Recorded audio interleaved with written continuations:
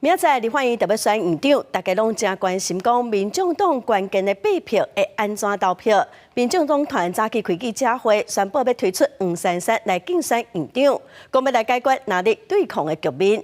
国民党党团的总调鲍坤基是表示祝福，民众党团的总调郭建明是表示讲，早就看破民众党是咧啥人注意尔。我将要代表台湾民众党参选本届的立法院院长。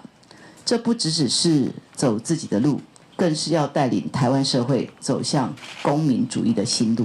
特别选出立法院正副院长，关键少数民众党伫投票的前一天，召开记者会公布投票的意向。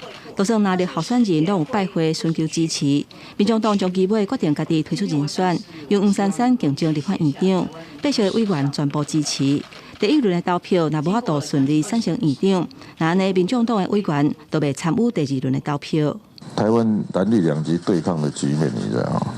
如果有一个小党来当立法院的院长，其实也是一个解决目前台湾政治困境的一个方法。民众党团总召集人魏国昌表示，明仔中昼会开会讨论，若有必要，嘛会推出副院长的人选。 对民众党的决定，国民党团总召集人鲍坤基表示祝福，期待未来会当全力合作。小草不发疯，不怕雨，我们更用更宽广的心情民众党全面的来合作，更希望明天的立法院正副院长的龙头选举能够顺利的由在野党来出任。 鲍坤基透早接受专访的时阵，嘛向民众党要求，表示调位的席处嘛拢有可能合作。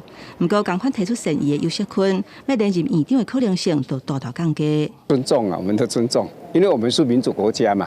我自己就保证，我这票算得这么清楚那算数都不会小学都看得懂黄国昌说的话，你往电脑看就好了。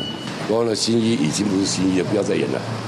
面对民众党家己推出人选，民进党总召集人郭建明讲，真正早就看破因是咧压关声量，所以应该思考安怎建立新的国会。若敢有可能灌票给黄珊珊，郭建明嘛强调讲这是无可能。民进党袂失去立场甲原则。记者综合报道。